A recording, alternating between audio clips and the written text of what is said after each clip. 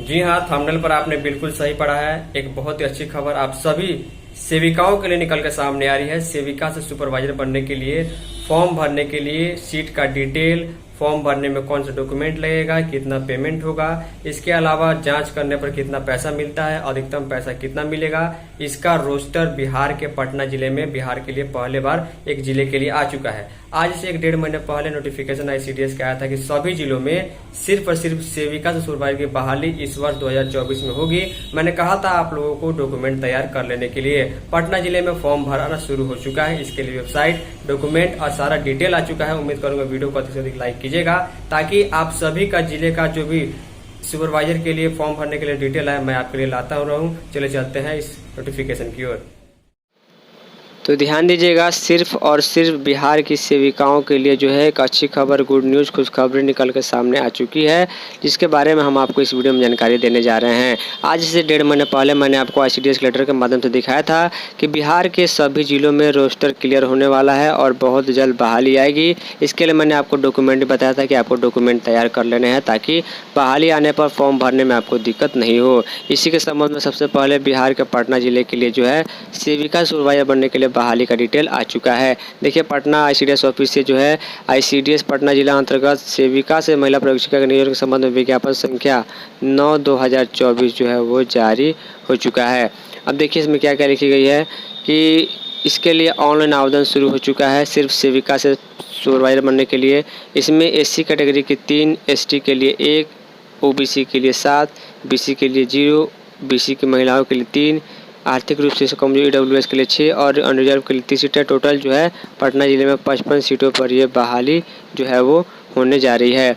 इसके लिए जो है फॉर्म भरने का डेट आ चुका है 9 सितंबर से लेकर 5 अक्टूबर तक, यानी कि फॉर्म भरना ऑनलाइन शुरू हो चुका है। आप अपना डॉक्यूमेंट तैयार करके फॉर्म जल्द से जल्द भर लीजिए, अंतिम तिथि का इंतजार नहीं कीजिए। इसके अलावा कुछ महत्वपूर्ण बातें लिखी गई हैं। आवेदन आपको ऑनलाइन भरना है। इसके बाद ऑनलाइन भरने के बाद जो भी डॉक्यूमेंट आपने दिया है उसका स्कैन कराकर या जीरोक्स कराकर उसको जो है रजिस्टर पोस्ट के माध्यम से पटना डीपीओ के ऑफिस में भेजना है और ये पोस्ट जो है समय से पहले पहुंच जाना चाहिए। ऑनलाइन आवेदन पत्र भरने के उपरांत जो है कई जो है 100 प्रमाणित छाया पत्र संलग्न कर भेजना है, जिसमें जो है मैट्रिक का सर्टिफिकेट और मार्कशीट, इंटर का सर्टिफिकेट, मार्कशीट, ग्रेजुएशन का सर्टिफिकेट या मार्कशीट, यहाँ पर दोनों चीज़ों का आपको ओरिजिनल या जेरोक्स आपको भेजना होगा। इसके अलावा ओरिजिनल आपको काउंसलिंग में लेकर के जाना होगा। इसके अलावा एसडीएम स्तर पर निर्गत जो है आवास प्रमाण पत्र, निवास प्रमाण पत्र, राजपत्रित पदाधिकारी पटना द्वारा निर्गत चरित्र प्रमाण पत्र, अगर आप रिजर्वेशन कैटेगरी से है तो उसका कास्ट सर्टिफिकेट, इसके अलावा एक्सपीरियंस सर्टिफिकेट, जितना अनुभव आपको होगा उतनी जल्दी ये नौकरी होने की आपकी संभावना होगी। इसके अलावा किसी सेविका को राष्ट्रीय या राज्य स्तरीय पुरस्कार प्राप्त हुआ है तो उसका भी डिटेल दे दें और इसके बाद जो है आपका जो मेरिट लिस्ट तैयार किया जाएगा।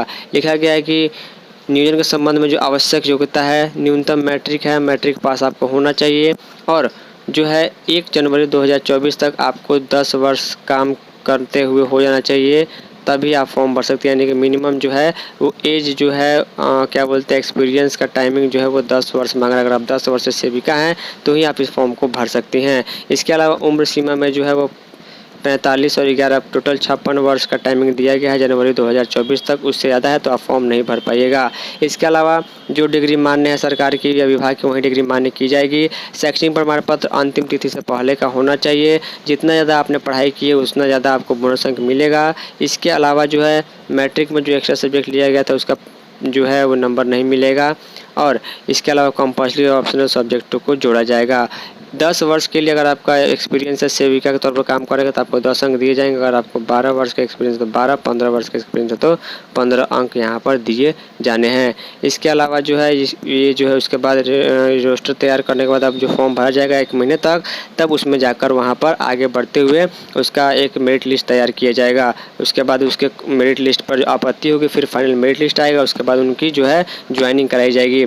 जो सेविका मान लीजिए 2 सेविका का समान अंक है, मान लीजिए दोनों का 91 अंक आ रहा है मेरिट लिस्ट में, तो जिसका उम्र ज़्यादा होगा उसको जो है यहाँ पर फ़ायदा देखने को मिल जाएगा, उसको ही चुना जाएगा। इसके अलावा जो सेविका किसी आरोप में चयन मुक्त है या विवादित है तो वो फॉर्म नहीं भर सकती हैं। उम्मीद करूँगा सारी चीज़ें मैंने आपको समझा दी। फॉर्म भरना शुरू हो चुका है आपके ज़िले के लिए। अगर आपको डिटेल चाहिए सेविका से सुपरवाइजर बनने के लिए तो कमेंट जरूर कीजिएगा। इस वीडियो को लाइक शेयर कीजिए। फाइनली इस वीडियो में इतना ही, तब तक के लिए धन्यवाद।